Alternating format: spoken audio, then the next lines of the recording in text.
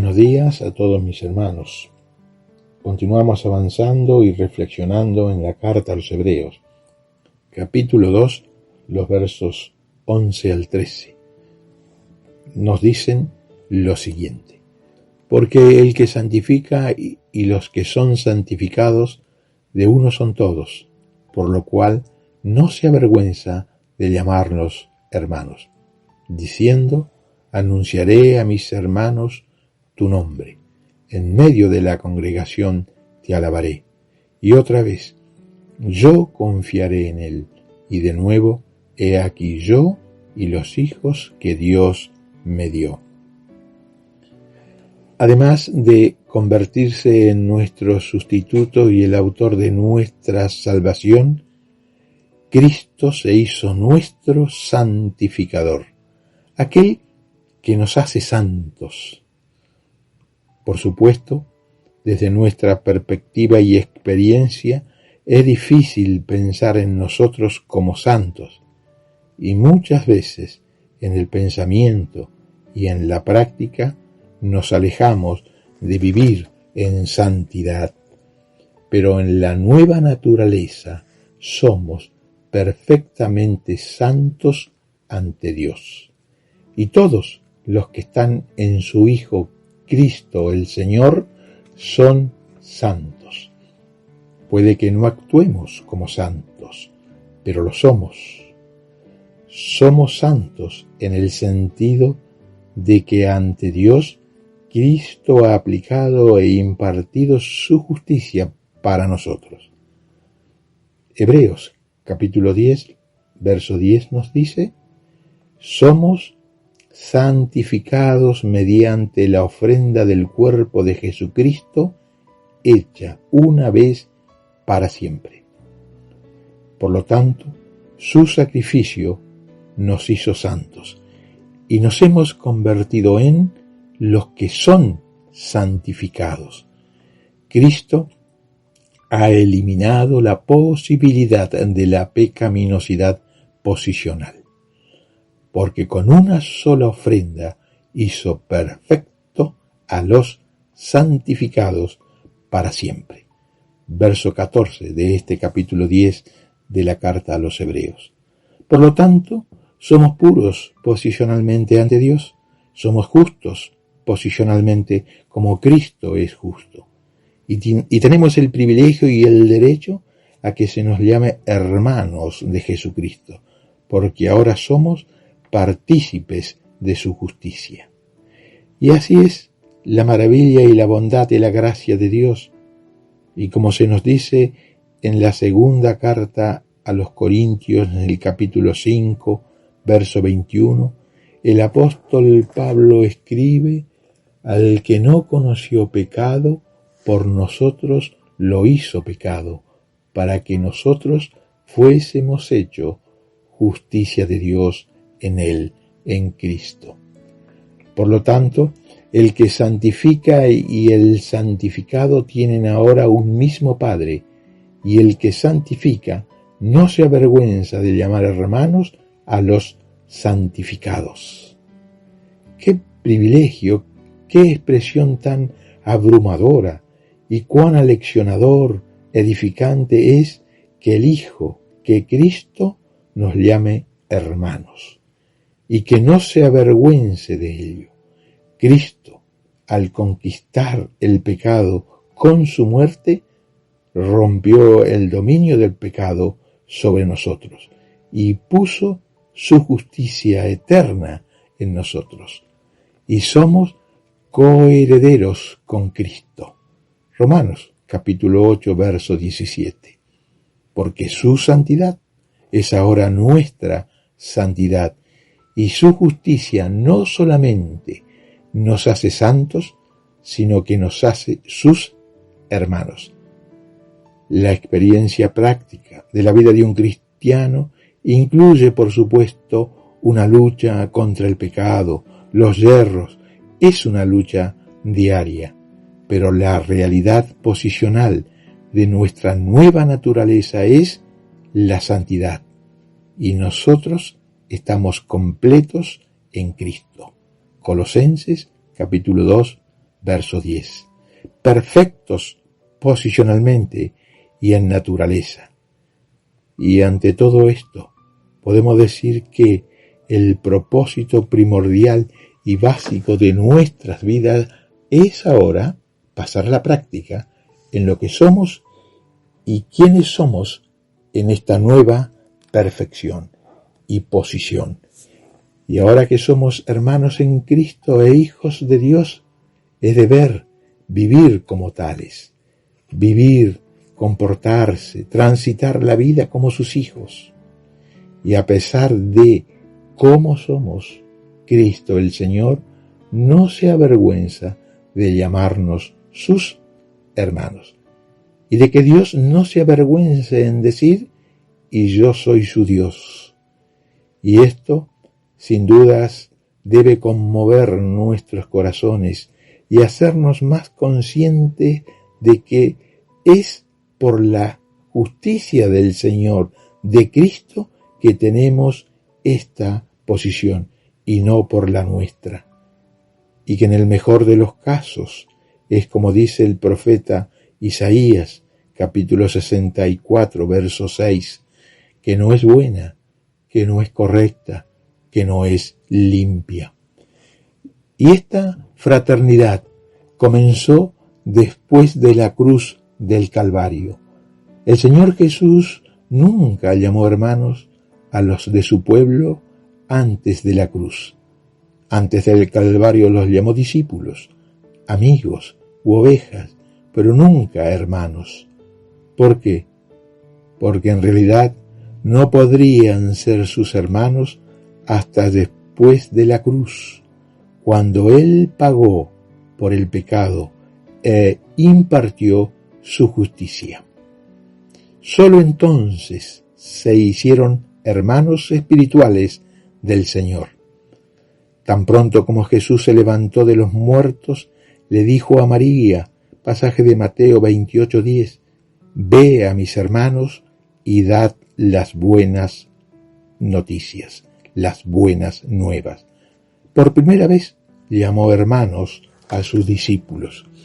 Y leemos en el verso 13, y otra vez yo confiaré en él, y de nuevo he aquí yo y los hijos que Dios me dio. Cuando Cristo estaba en este mundo aprendió la obediencia de la fe, y con ello se hizo el Salvador perfecto. Incluso el Antiguo Testamento reveló que Cristo pondría su confianza en el Padre, cita que puede ser del Salmo 22:22, 18:2, por ser nuestro Dios, nuestro refugio, nuestra fortaleza, en Él confiaré, como también se puede leer en Isaías, capítulo 8, versos 17 y 18. Y en este pasaje de Hebreos también se revela que sus hermanos harían lo mismo. He aquí yo y los hijos que Dios me dio. Cristo es nuestro hermano por la justicia común y la fe común en el Padre. Y la hermandad con Jesús significa que poseemos su justicia y que caminamos por fe como Él lo hizo, a someternos a Dios y vivir en total dependencia de Él.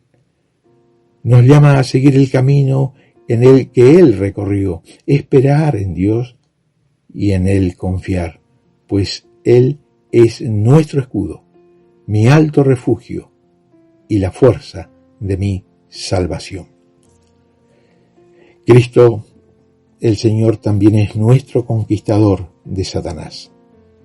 Podemos verlo en los versos 14 y 15, y que nos dice así: por cuanto los hijos participaron de carne y sangre, Él también participó de lo mismo, para destruir por medio de la muerte al que tenía el imperio de la muerte, y esto es al diablo, y liberar a todos los que por el temor de la muerte estaban durante toda la vida sujetos a servidumbre.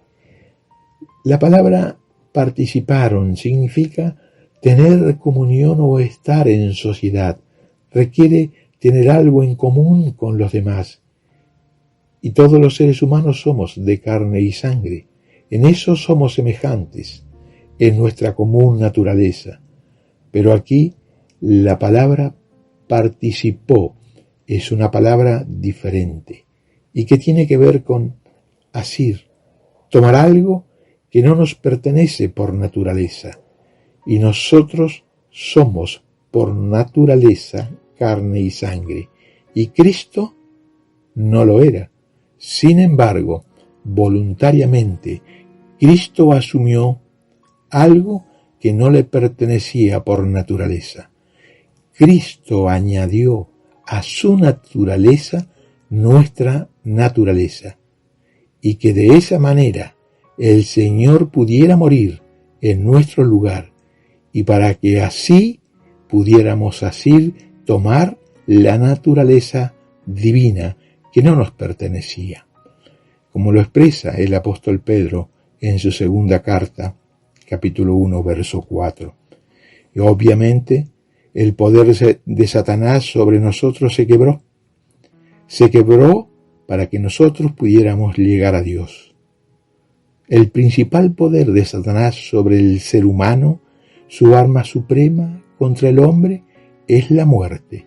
Y por cierto, el pecado le da a Satanás poder sobre nosotros, pero el poder en sí es la muerte. Y pensando en este aspecto, ¿por qué se volvió hombre Cristo? ¿Por qué murió? Para destruir por medio de su muerte al que tenía el imperio de la muerte, esto es, al diablo. La única forma de destruir a Satanás era despojándolo, dejándolo sin su arma, la muerte física, espiritual y eterna. Satanás sabía que Dios exigía nuestra muerte por nuestro pecado. La muerte se había convertido en el hecho más cierto de la vida. Satanás sabía que los hombres, de seguir como estaban, morirían y no estarían en la presencia de Dios, sino en el infierno, separados eternamente de la presencia de Dios. Satanás quiere aferrarse a los hombres hasta que mueran, porque una vez que hayan muerto, la oportunidad de salvación que tenían se pierde para siempre. Los hombres no pueden escapar después de la muerte, de modo que Dios tuvo que arrebatarle a Satanás el poder de la muerte. Y Cristo, con su muerte, destruyó la muerte. Y el camino a la vida eterna es mediante la resurrección, pero el camino a la resurrección es a través de la muerte. De modo que Cristo tuvo que experimentar la muerte antes de poder resucitar y darnos la vida eterna. Cristo entonces destruyó la muerte al morir, pero Cristo resucitó conquistándola y pudo decir entonces: porque yo vivo, vosotros también viviréis. La resurrección de Cristo le otorga vida eterna al que en él cree, al creyente, y de esa manera, como leíamos en el verso 15, librar a todos los que por el temor de la muerte estaban durante toda la vida sujetos a servidumbre. La muerte aterroriza a los hombres, pero cuando éste acepta, recibe a Cristo, la muerte no produce más miedo y queda libre de las ataduras de la incertidumbre de la muerte. Y el creyente puede decir, como el apóstol Pablo, en Filipenses capítulo 1, verso 21, para mí el vivir es Cristo y el morir es ganancia.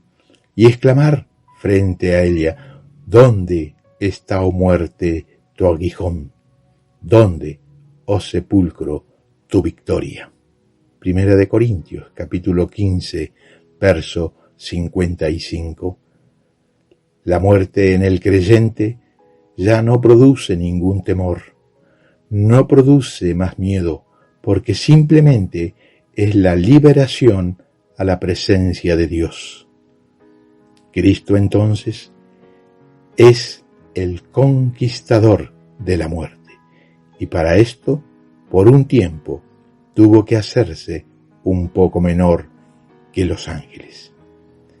Pero Cristo también se compadece de nosotros.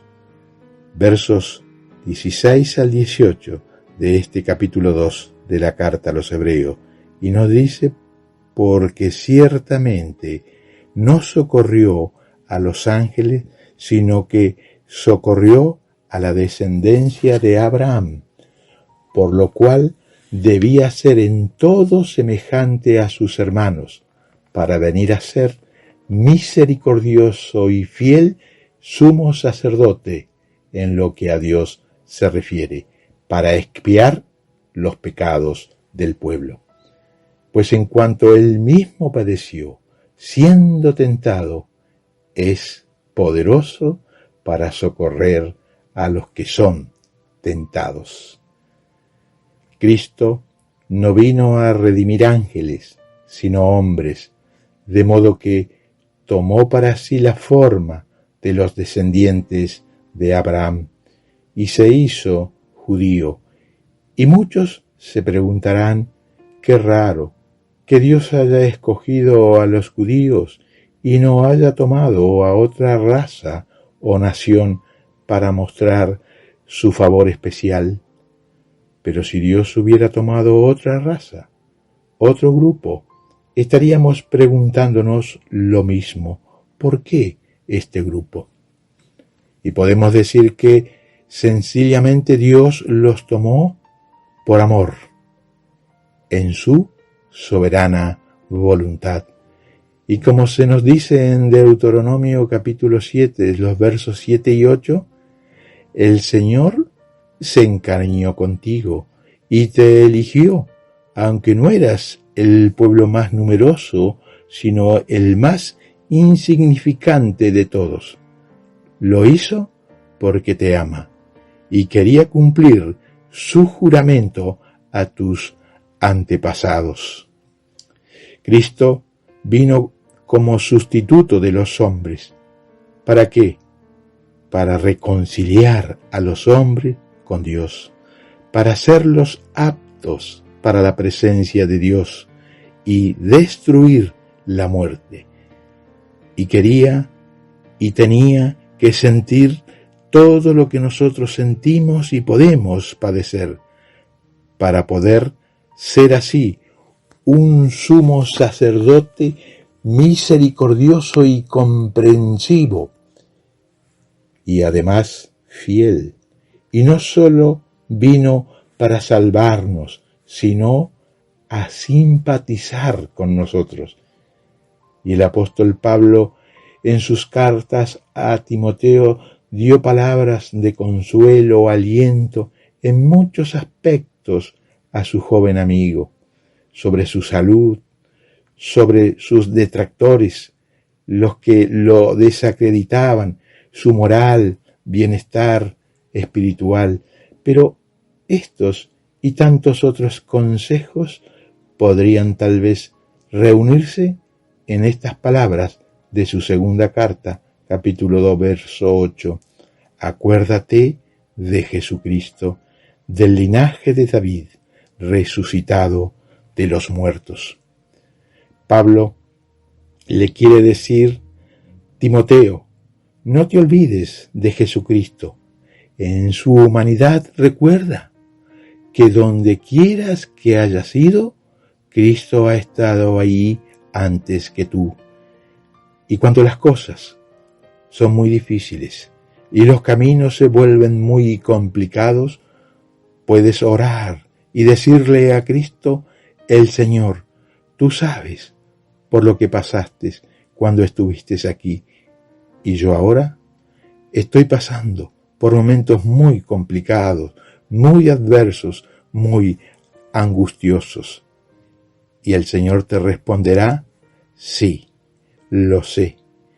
Y qué reconfortante saber tener presente que cuando los problemas, las tribulaciones golpean, poder hablarlo, decírselo a quien es divino y que ya experimentó todas las dificultades y de todas ellas salió victorioso el Señor Jesús. Muchos a nuestro alrededor pueden ser muy comprensivos, pero no nos entenderán completamente. Te dirán, te entiendo. Cristo vino a identificarse con nosotros, a experimentar lo que nosotros pasamos, vivimos y experimentamos. Y como el mismo escritor de Hebreos en el capítulo 4, en el verso 15, nos dice, porque no tenemos un sumo sacerdote que no pueda compadecerse de nuestras debilidades, sino uno que fue tentado en todo según nuestra semejanza, pero sin pecado. Cristo simpatizó con nosotros, fue muy misericordioso y fiel sumo sacerdote. Cristo el Señor sintió hambre, tuvo sed, sintió la fatiga y lo agotó, durmió y no durmió, se sorprendió, se indignó, se enojó, sintió pena, estuvo atormentado, se sintió abrumado por el futuro, ejerció la fe, leyó las Escrituras, oró, suspiró en su corazón cuando vio a otra persona enferma y lloró cuando algo le dolía en su corazón. Podemos decir que Cristo sintió todo lo que nosotros podríamos sentir, todo lo que podríamos experimentar alguna vez, y mucho más, pero mucho más. Sintió la tentación a un grado, en una forma que nosotros nunca podríamos experimentar jamás, simplemente porque con seguridad que sucumbimos mucho antes que podamos alcanzar algún grado. Y Cristo nunca pecó. Asumió la medida total de cada tentación que vino sobre él, sobre Cristo el Señor, y salió victorioso, triunfante de cada una de las pruebas. Y si nos preguntamos por qué pasó por todo esto, para poder hacerse un misericordioso y fiel sumo sacerdote que pudiera compadecerse de nuestras debilidades y socorrer a los que son tentados y ayudarnos en todas nuestras necesidades. Con el triunfo del Señor en la cruz y pagando la sentencia de la ley y agotado el pecado por medio de su muerte, y que era la de todos nosotros, el enemigo se quedó sin sus armas, que consistían en incitar al pecado y mantener la separación del hombre con su Dios y guardarnos bajo el temor de la muerte. La obra de Cristo en la cruz anuló el poder que tenía sobre los hombres. Ese hombre fuerte de la parábola de Lucas capítulo 11, verso 21 al 23, ha sido derrotado por un hombre mucho más fuerte, Cristo el Señor, y que puede entrar en los dominios satánicos y arrebatarles las almas que iban camino a la perdición. Y tenemos también en él, en Cristo, a un sumo sacerdote misericordioso y fiel, y que Él soportó, sufrió y pasó por las experiencias que podemos pasar. Y Cristo salió victorioso en todo, de modo que sabe exactamente cómo enviar el poderoso auxilio del cielo conforme a las necesidades de cada uno de nosotros. Que Dios nos bendiga.